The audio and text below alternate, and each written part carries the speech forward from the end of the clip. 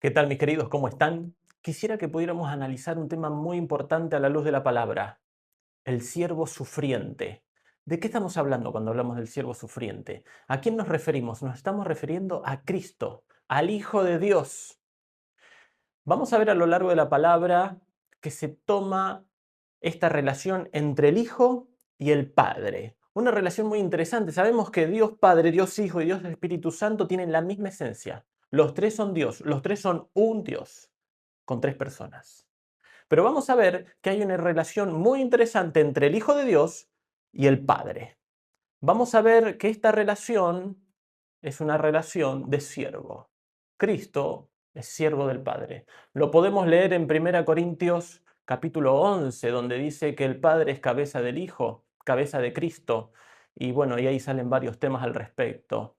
Pero cuando nosotros leemos en la palabra de Dios y vamos a los evangelios y vemos la pasión de Cristo, ese tiempo previo a la muerte de Cristo en la cruz, orando en el huerto, dice que cuando llegó a aquel lugar les dijo, orad para que no entréis en tentación, y él se apartó de ellos a distancia como un tiro de piedra y puesto de rodillas oró, diciendo, Padre, si quieres pasa de mí esta copa, pero no se haga mi voluntad sino la tuya. Ahí vemos a Cristo, Cristo encarnado, el Hijo de Dios encarnado aquí en la tierra, en la persona de Cristo, y lo vemos sumiso al Padre. Lo vemos como un siervo del Padre, expectante a la voluntad de Dios, esperando a ver qué es lo que él mandaba. Incluso proponiendo, bueno, si hubiera otra forma de hacer esto, ojalá pase de mí esta copa, pero no, que no se haga mi voluntad, sino tu voluntad, le dice. Así que esto es muy interesante y trae muchas consecuencias para nosotros, como lo podemos leer en 1 Corintios 11 en cuanto a las relaciones entre nosotros. Pero empecemos a ver este aspecto y esta relación tan importante y tan llamativa entre Dios el Hijo y Dios el Padre. Si nosotros vamos y leemos en 1 Samuel 15:22, vemos el contexto de, claro, un Saúl no haciendo lo que le había sido mandado por Samuel. Samuel le dijo que tenía que ir y exterminar a un pueblo, exterminar los animales, a todas las personas, que no quedara nada. Pero Saúl, ¿qué hizo? Preservó a los animales y dio la excusa de que eran para hacer sacrificio a Dios. Entonces Samuel dice lo siguiente, 1 Samuel 15:22. ¿Se complace Jehová tanto en los holocaustos y víctimas como en que se obedezca la palabra de Jehová? Ciertamente el obedecer es mejor que los sacrificios y el prestar atención que la grosura de los carneros. Vemos acá que la obediencia incluso está por encima de los sacrificios. Vamos a ver que algo que es muy importante es el tema de la obediencia para Dios. Y ahora veamos una idea más, porque en Deuteronomio vamos a ver una reglamentación, en Deuteronomio 15, vemos una reglamentación hacia el pueblo de cómo debían manejarse los esclavos, los siervos, ¿sí? Más propiamente dicho, podríamos hablar en términos de esclavos. ¿Qué sucede? Podía suceder que un israelita, ¿sí?, le debiera a otro israelita, a otro hermano suyo, un pariente o de otra tribu, le debiera tanto dinero que no le puede pagar. Entonces entraba en una relación de servicio, ¿sí? O se volvía su esclavo. Como yo no te puedo pagar, ¿sí?, ahora soy tu siervo, tu esclavo. Pero había una reglamentación en cuanto a esto, porque esto no se podía desbandar, ¿sí? Dice el capítulo 15 de Deuteronomio, versículo 12, si se vendiere a ti un hermano hebreo o hebrea, y te hubiere servido 6 años, el séptimo le despedirás libre. Había un control sobre la esclavitud. Y cuando lo despidieres libre, no le enviarás con las manos vacías, y detalla en los siguientes versículos cómo libremente le tenía que dar recursos a ese siervo.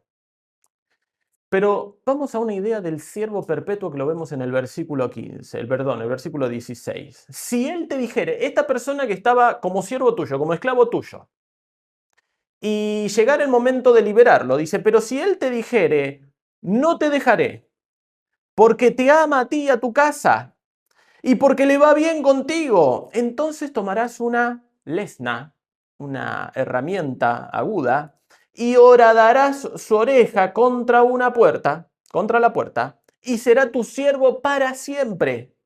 Así también harás a tu criada. Y esto está muy interesante. De repente un siervo, un esclavo, no te quería dejar. Le gustaba estar con vos, con su amo. Entonces, había una relación que se podía establecer. La relación del siervo perpetua. Un siervo que decidía voluntariamente servir a su amo. Y esto es muy llamativo. No sabemos cuánto pasaría esto, sí o no, pero bueno, evidentemente estaba la reglamentación, pero esto lo vamos a ver en Cristo. Vamos a ir a pasajes, hay varios pasajes, vamos a ver algunos, donde vemos a Cristo sometiéndose al Padre en este carácter de siervo perpetuo al Padre. Y es algo que nosotros tenemos que empezar a mirar hacia nosotros mismos.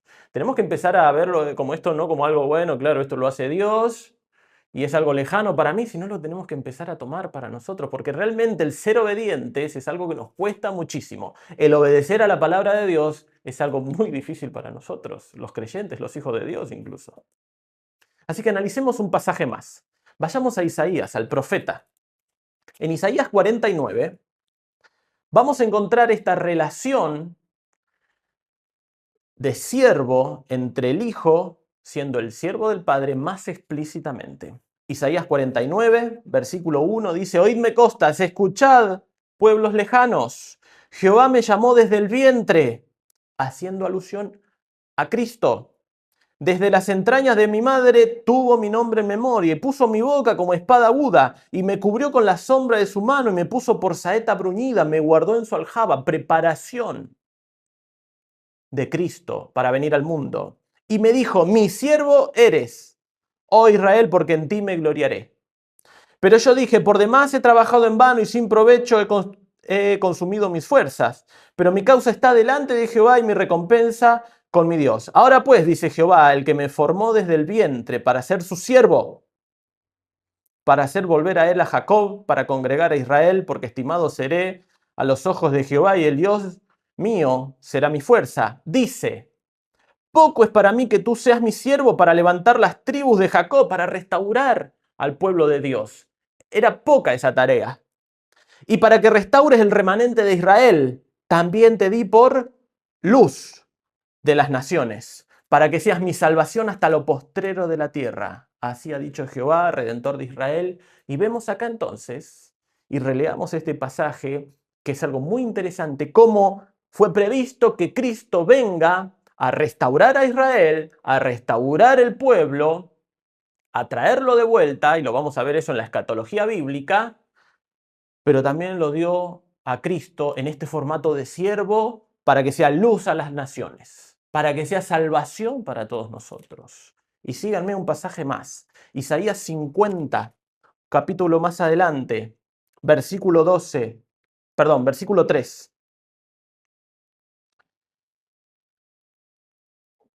Perdón, versículo 4. Jehová el Señor me dio lengua de sabios para saber hablar palabras alcanzado. Despertará mañana tras mañana, despertará mi oído para que oiga como los sabios.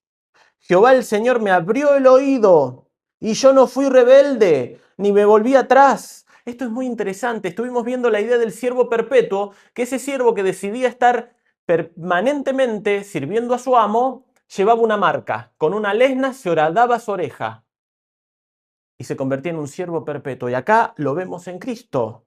Jehová el Señor me abrió el oído y yo no fui rebelde, ni me volví atrás. Cristo sometiéndose al servicio al Padre, a venir a darnos vida, a venir a la tierra, a encarnarse y morir por nosotros, siguiendo la voluntad del Padre, en obediencia. Cristo, que es Dios, igual que el Padre, se somete al Padre. Esto es increíble. Por nosotros, pobres criaturas, insignificantes. Esto es genial para nosotros. Y es increíble que la Trinidad funcione de esta manera y que vengan a hacer una obra por nosotros. Di mi cuerpo a los heridores y mis mejillas a los que me mesaban la barba. No escondí mi rostro de injurias y disputos, porque Jehová el Señor me ayudará, por tanto no me avergonzaré. Por eso puse mi rostro como un pedernal y sé que no seré avergonzado. Una confianza del Hijo en el Padre. sometiéndose a la voluntad del Padre hasta las últimas consecuencias, hasta la muerte misma, por nosotros. Esto es genial, que lo podamos ver así. Y vamos a un pasaje más, el último, Hebreos 10, donde vamos a ver cómo Cristo lleva adelante esta obra por nosotros. Y leamos, para no más preámbulos. Hebreos 10, versículo 3 nos dice lo siguiente: pero en estos sacrificios cada año se hace memoria de los pecados, porque la sangre de los toros y de los machos cabríos no puede quitar los pecados. Esto está hablando del funcionamiento de la dispensación de la ley, en donde el pueblo de Dios, Israel, tenía que ir todo el tiempo a ofrecer animales para cubrir los pecados. Era algo que no era permanente, algo que debía rehacerse todo el tiempo, todos los años, pecado a pecado. Debía el pueblo acercarse a hacer sacrificios para que se cubran sus pecados. Versículo 5, por lo cual, entrando en el mundo, ¿quién? Cristo. Dice, sacrificio y ofrenda no quisiste, no eran suficientes, mas me preparaste un cuerpo. Claro, hasta ese momento el Hijo de Dios era espíritu como el Padre, pero para poder venir a la tierra, para poder venir a morir por nosotros, para poder ser un siervo del Padre, tuvo que adquirir un cuerpo.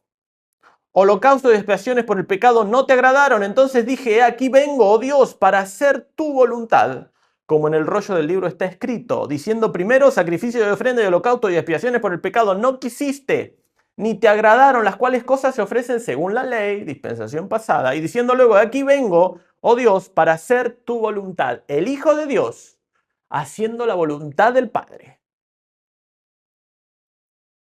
Para hacer tu voluntad, quítalo primero el sistema de los sacrificios, los sacerdotes, para establecer esto último. En esta voluntad somos todos santificados mediante la ofrenda del cuerpo de Jesucristo, hecha una vez para siempre. Entonces ahora lo que vemos es a Cristo viniendo acá a la tierra, adquiriendo cuerpo, en este formato de un siervo al Padre, sin importar las consecuencias, llegando hasta incluso hasta la muerte y muerte de cruz, para darnos vida a nosotros, para desarrollar un sacrificio perfecto y permanente, para que ya no tengamos que estar volviendo una y otra vez a hacer lo que se hacía en la antigua dispensación, sacrificios que no eran perfectos, que solo eran paliativos.